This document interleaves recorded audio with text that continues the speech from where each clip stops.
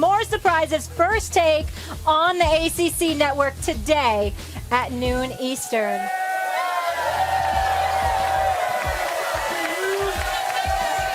What's going on, everybody? Welcome back to First Take.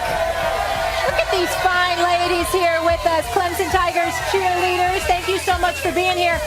Listen, gentlemen, we may be at an Institute of Higher Learning. We may be here at Clemson University, but I'm taking you two back to grade school. Oh, Lord. Yes. I'm going to bring up some pro and college headliners, and you, gentlemen, are going to give me your grades. Please be nice. I know that'll be difficult for you. You want us to grade on a curve, or you want the real grade? I want the real grade. This season, Max, it's only about this season. First up, Jameis Winston in Tampa taking on Carolina in London. Max, what grade are you giving famous Jameis?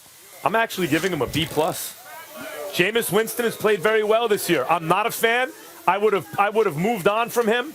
I did not think he was going to – I thought he was a bust. But I have to admit, and adjust to what I'm seeing.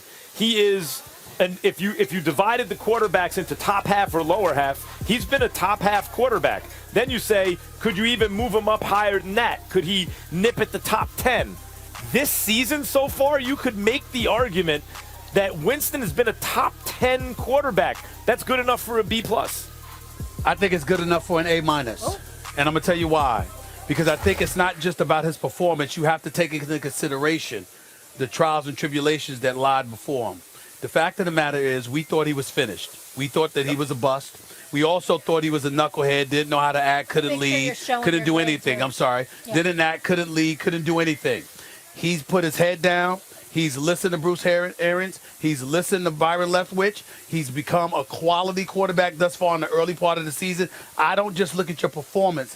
I look at the obstacles that you overcome en route to performing well. Yeah. And considering that, I think that Jameis Winston deserves an A- for us. He's to be commended not just for his play, but how he's conducted himself as a leader of the Tampa Bay Buccaneers franchise. Okay, Professor Smith. Next one on the docket, Baker Mayfield. Baker and those Browns are looking to bounce back this weekend against the Seahawks. What grade do you give the Bake Show so far this season? Here's the deal. Thus far, I'm not going to give him an F. Okay. I'm going to give him a C-. Slightly below average. Listen. I don't think that's slightly below average. Well, isn't C average? If there was a D in this daggone booklet, he'd have had it. That's below average. The fact is we don't have a D. We don't have a D. All right, and I don't want to give him an F. But the lowest grade, other than that, available to me is a C-. Baker Mayfield has been a huge disappointment, only because, number one, the expectations, the shine that has been placed on him. I can't turn on my damn TV without seeing it on a commercial. And then we get out on the field and we see nothing but inconsistency all season long. And somehow, some way, you haven't managed to find Odell Beckham Jr., but you find every commercial that you could. Okay, so I look at it from that perspective, the fact that they're below 500, the fact that he's made headlines for far too many things other than football, off the field quotes, comments, and things of that nature. I think thus far this season, he has been a disappointment. Okay. I'm giving him a C- too, and we don't have any Ds in here. But I'd give him a C- anyway because so much of this is coaching. Jameis Winston looked lost, right? It was over for him. I'd said move on from him. The off-the-field stuff makes this not worth it, right? What's he giving you? You bring in Bruce Arians and Byron Leftwich, all of a sudden, Stephen A is giving him an A-. I give him a B+. Yeah, huge props to them. Jared Goff with Jeff Fisher was Stephen A's favorite coach back in the day. Jeff Fisher? Oh, yeah. He's definitely joking about that. Anyway, that he was an F. Jared Goff was an F. He was a ball. All of a sudden, you give him a real coach, and he's an A, right, or a B at this season. So I'm not going to be too down on Baker Mayfield. He's dealing with a coaching issue right now. I believe he's got to be better, C-. Okay, let's move on here to another quarterback. Before we had Patrick Mahomes, everybody was talking about Carson Wentz, Pennsylvania. They've got a tough test on Sunday against Minnesota. Max, what grade are you giving Wentz so far? I got to tell you, I know he won, and some people will say, oh, we don't. I'd like to give him a B-. We also don't have one of those, so I'm going to give him a B. Oh, God. I think it's better than the C. I do not think he looked good last time out. But I don't think I think he's a better than average guy so far this year. Yeah. But I would say B- overall or B overall for Carson Wentz.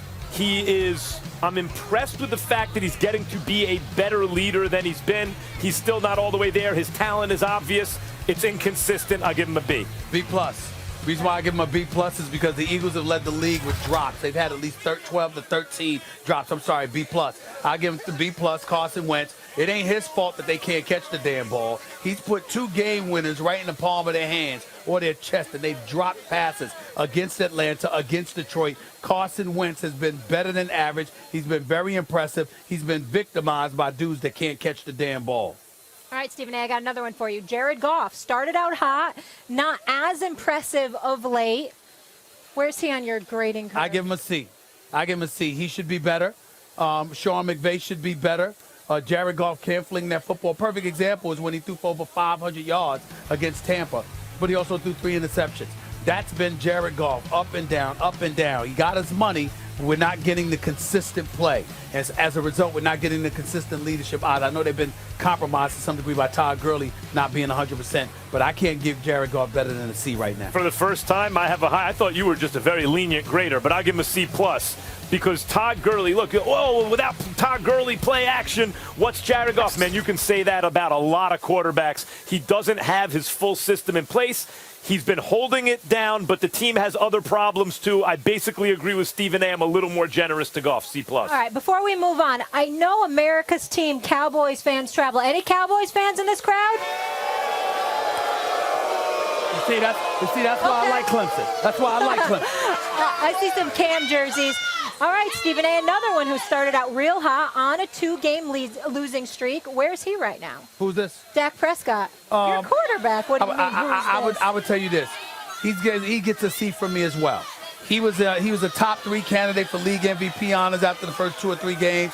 The last couple of games, he's tailed off considerably, particularly against New Orleans before, struggling in the first half against Green Bay and then coming on in the second half. He has been a model of inconsistency thus far, and when you consider the fact that you're trying to get a new contract, that's not a good position to put yourself in. I say right now he's a C. I'll give him a B.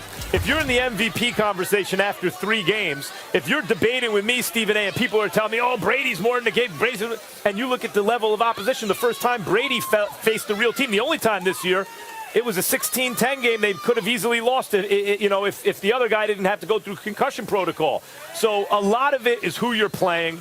A lot of it is who coaches you. Dak trying to be more than a game manager now. You take me saying Brady is a game manager is a dirty word. Last 2 games, if Dak was a little more of a game manager, they would have had a better chance, in fact. I give Dak a B overall.